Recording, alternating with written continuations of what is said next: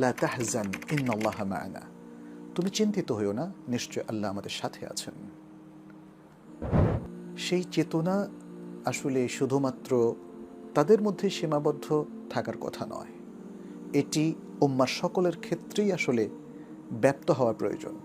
আমরা কেউ যেন যে কোনো বিপদে, যে কোনো মুসিবতে অস্থির না হই, বরং আমরা যেন শান্ত থাকি এবং আল্লাহর প্রতি পূর্ণ তাওয়াক্কুল রাখি, কারণ আল্লাহ আমাদের সাথে আছেন। ঠিক অনুরূপ আরেকটি আয়াত আমরা সূরা তাহার 46 নম্বর আয়াত, সেখানে দেখতে পাচ্ছি মূসা এবং হারুন আলাইহিমাসসালাম, আল্লাহ তার এই দুজন নবীকে চমৎকার একটা ওসিয়ত করেছিলেন। এখানে ওসিয়তকারী আল্লাহ স্বয়ং, তিনি বলেছিলেন ক্বালা লা তাখাফা ইন্নানি মাআকুমা আসমাউ ওয়া আরা, তোমরা দুজন ভয় পেও না, শঙ্কিত হইও না, কারণ আমি তোমাদের সাথে আছি, আমি শুনি এবং দেখি। আল্লাহ শোনেন এবং দেখেন। তাহলে এই যে আল্লাহ সাথে আছেন, এই সাথেটা একটা স্পেশাল সাথে থাকা। আল্লাহ সকল নবী রাসূলদের সাথে থাকেন এবং মুমিনদের সাথে থাকেন।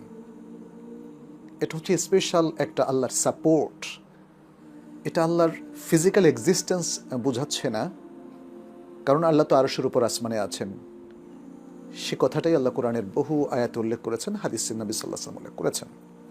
তাহলে আল্লাহর সাথে থাকাটা হচ্ছে তার সাপোর্ট থাকা, তার কুদরত মোমেনদের সাথে থাকা, তার ইলম, তার শোনা এবং তার দেখা। এভাবে আল্লাহ শুনেন, দেখেন, জানেন এবং তাদের সাহায্যে রয়েছেন।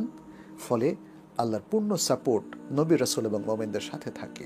ফলে কেউই আসলে যেন শঙ্কিত না হয়, কেউ যেন টেনশনের মধ্যে না পড়ে যায়। সেই কথাটাই আল্লাহ তাআলা এখানে আমাদেরকে বোঝাতে চাচ্ছেন, পুরো উম্মাহকে বোঝাতে চাচ্ছেন, এবং নবীদের এই ঘটনাগুলো তিনি আমাদের কাছে কোট করেছেন, যাতে আমরাও যে কোনো পরিস্থিতিতে বিচলিত না হই, অস্থির না হই, শান্ত থাকতে পারি এবং আল্লাহর উপর পূর্ণ ঈমান এবং তাওয়াক্কুল পোষণ করতে পারি।